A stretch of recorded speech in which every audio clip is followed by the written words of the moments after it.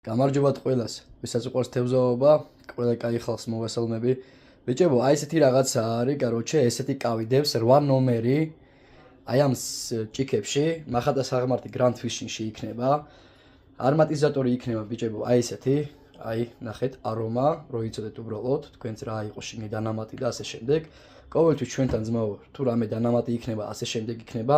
ყველაფერი, კაროჩე, დავწერთ აქა და ვიტყვით ვიდეოში და ვიდეოც უყურეთ ხოლმე, გამოიწერეთ არხი, რომ იცოდეთ ჭიქაში რა დევს და როგორ დევს რა.